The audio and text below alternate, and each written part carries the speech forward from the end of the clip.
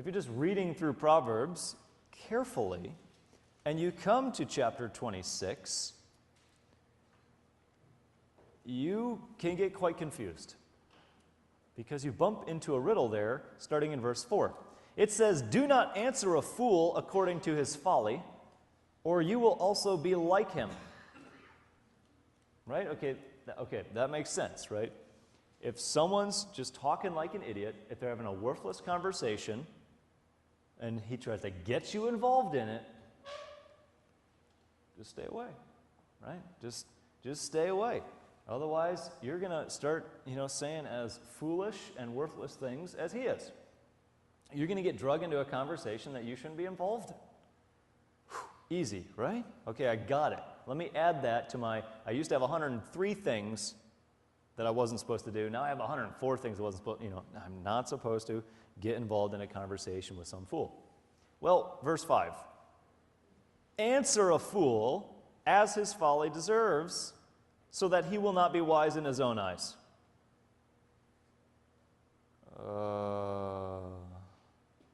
Some translations will actually translate it the exact same way. "Answer a fool according to his folly, so that he won't be wise in his own eyes." What do you do with that? I just wrote on my list of stuff I'm not supposed to do was answer a fool, and now I got to write it on my list of things to do, answer a fool and don't answer a fool. They can't both be right. So what is going on here? This is one of those riddles. It's designed to get you thinking. It's rooted in a way of looking at life that the wisdom literature of the Bible brings out that sometimes we want to pretend is not there. And that is, life is no cookie-cutter experience where I draw the picture or cast the mold and now everyone jumps in and looks the same all the time and in each situation. You know this, we know this.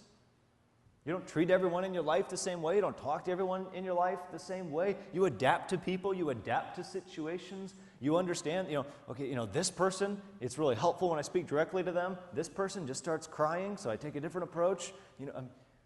We know that to accomplish the same thing, we don't do the same thing in all situations. It takes something called wisdom. And so a riddle is designed to get you thinking.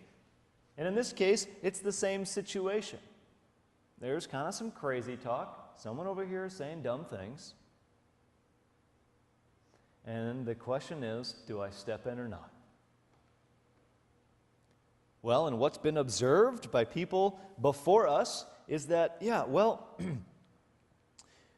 need to watch out getting involved because you might become just as bad as they are. You might start saying things that are just as stupid as they're saying. So watch out.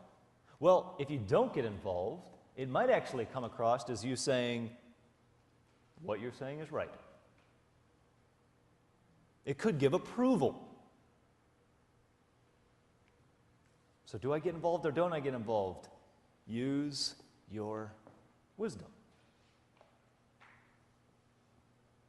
Use your wisdom. See, whether or not you get involved is determined by the consequence of your involvement or lack thereof. So you've got to be thinking about that consequence. How will it come across? What will be the consequence of my choice in this situation?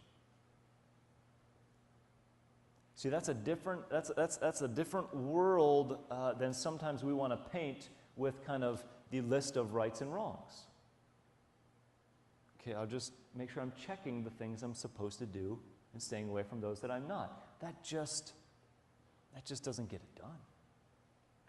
The world isn't like that. Life isn't like that. You know this. We know this. There are times when someone is really hurting in a situation in life, and you've got to decide, okay, well, should I get in there and give them words of encouragement, or should I just be with them? depending on who they are and how long it's been since whatever happened that they're grieving from, depending on what happened. I mean, there's a lot of factors which determine what you should do. And no one can come and say, well, when someone's hurting, just be with them and don't say anything. Or when someone's hurting, go and give them the right perspective to deal with it. Neither one of those is always true. You know that, I know that. This is just normal life. But sometimes for some reason, when it comes to working with the Bible and thinking about our faith, and thinking about how God wants us to live, we get all inorganic and want to go boxy, and just kind of draw boundaries, and kind of, this is what you always do, and this is what you never do.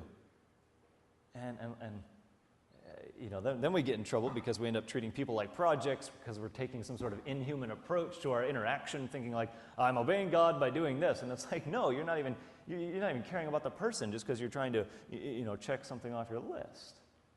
You're not reading the situation. So yeah, they got offended when you did that. And don't think like, hey, you did the right thing. No.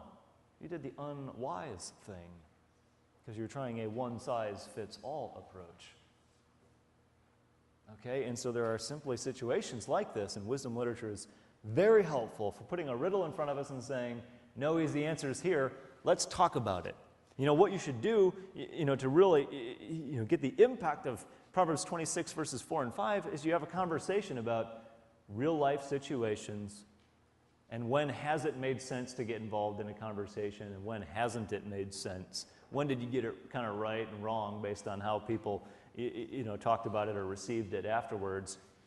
And then you just got to have a discussion and think through it and develop on-the-fly instincts called wisdom.